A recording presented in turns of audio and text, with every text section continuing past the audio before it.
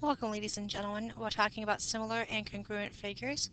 I'm working with a new program, so bear with me as I'm learning. This will be interesting. Oh, there it goes.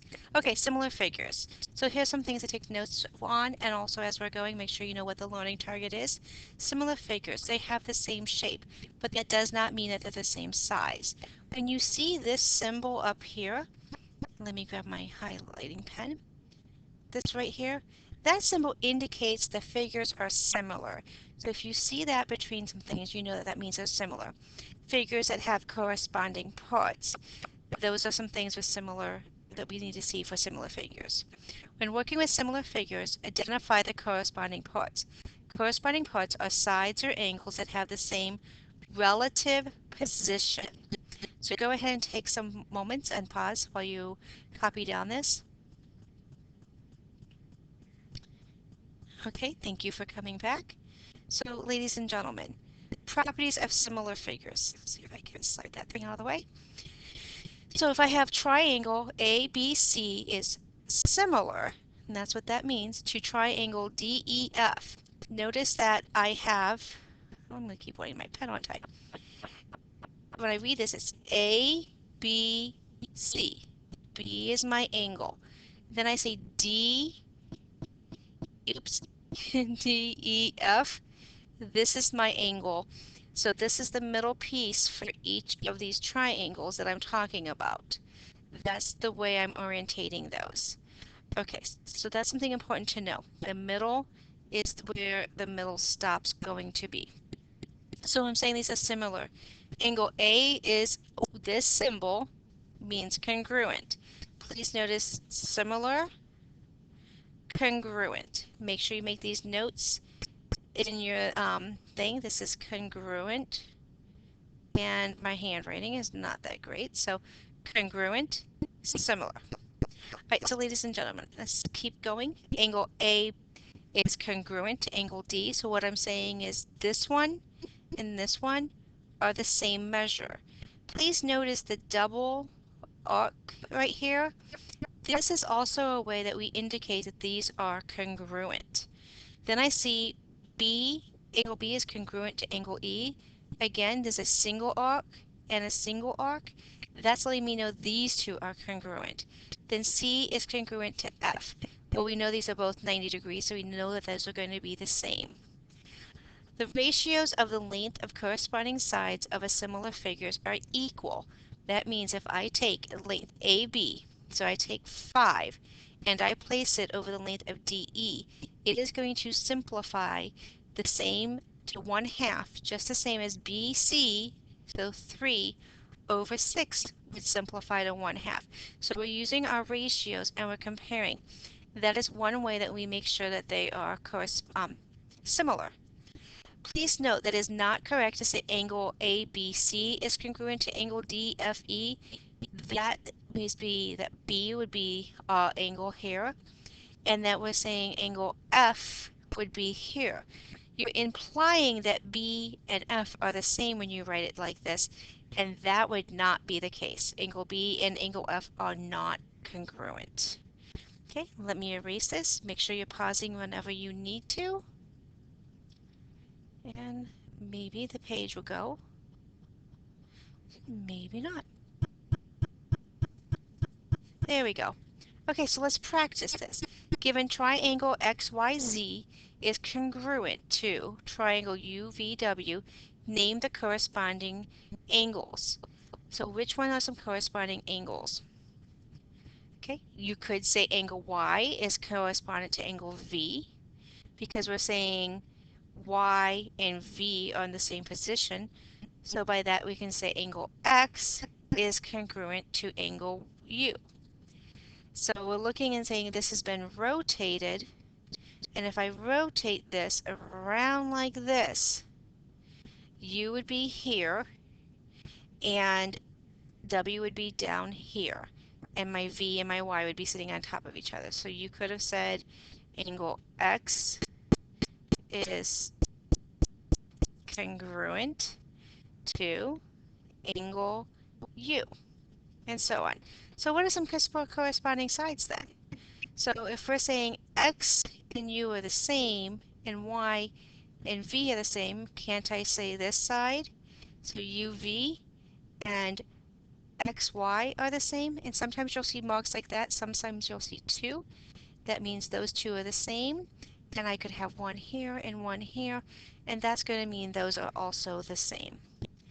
Lots of different symbols to mean different things, so we need to learn that if the arc is matching, then we know that the angle is the same. If you have the same number of dashes, then you would know those are similar as well. Okay, so ladies and gentlemen, let's see, clearing the page, and let's go to the next. Okay, so we're going to be practicing here. So given that the shape of the quadrilateral ABCD is congruent to QRST, you need to find the ratio of the lengths of the corresponding sides of ABCD to QRST. So you're going to be writing some ratios. So if we're saying AD is congruent, is um, proportionate to QT, you're saying that we're going to write 8 is the length of AD over 10. And what does this simplify to? It simplifies to 4/5. So the ratio of the length of corresponding sides is 4/5. And that means if I was to take 9.6 and I put it over 12, it should reduce to 4/5. Or if I take this 8 and I put it over this 10, again, I should get 4/5 for each and everything to mean that it's proportionate. Please take time to catch up with notes if you need to. Here's a little side note that's meant to help you as well. Okay, let's see. Okay, so we're going to practice some more. A soccer field is a rectangle that is 70 yards long and 40 yards wide. Okay, apparently I got a little too happy with my clicking. So we know it's 70 yards long and 40 wide. The penalty area of the field is a rectangle that's 35 by 14. What is the penalty? Oh, is the penalty similar to the field? So we need to set it up as a ratio. So let's put long over wide. There's no rhyme or reason. You can do it the other way as well. Just whatever you pick, you've got to stay with that. So length over width. And so if I reduce that, I'm doing it quickly, I'm going to get 7/4. So let's see if I continue to do that. If I put long, so 35 goes on top, because that's what I decided I'm doing, remember over here, and I'm putting that over 14. If I divide both of these by 7, I'm going to get what? And why 7? Because that's the greatest common factor. 2, and I get 5. Are these the same? So they are not similar because there is no proportionality to these. So they're not always going to be a proportion, but this is how we can check to find out. Okay, let's try the next one. And if I click again, I know what's going to happen, but we'll try it. And still waiting. I know I saw one, didn't you? There it goes. Okay, so we're trying to find the missing measure. We want to find the measure of congruent figures. So if I know that DEFG is congruent, remember this means congruent to KLMN, I'm going to find the indicated measure. So I need to find out what KL is. Well, congruent means they're going to measure exact. It means they are the same. So if this KL, where do I think this is going to match up? I believe KL is this congruent to ED. So I'm going to put line ED in here. Remember, that's what the little hat means, is line. So KL equals ED again, which means 8 feet.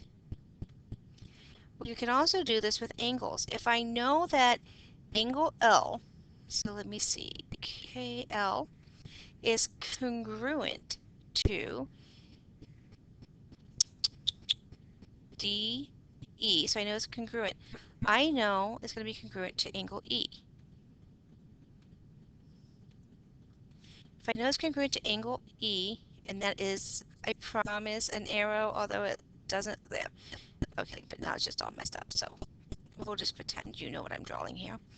And if it's 111 degrees, then so is angle L. So this is all we're doing. You're just matching up the pieces like the childhood game of matching. Okay? Feel free to write down anything you need to. I'm going to go ahead and erase, so pause if needed. And I believe that that was our last slide. So ladies and gentlemen, I hope this was a quick, painless video. And if you have any questions, please be sure to write them down as well as bring them into class or post them on Schoology for your classmates to help. Your class is doing a nice job of posting things online there. Thank you.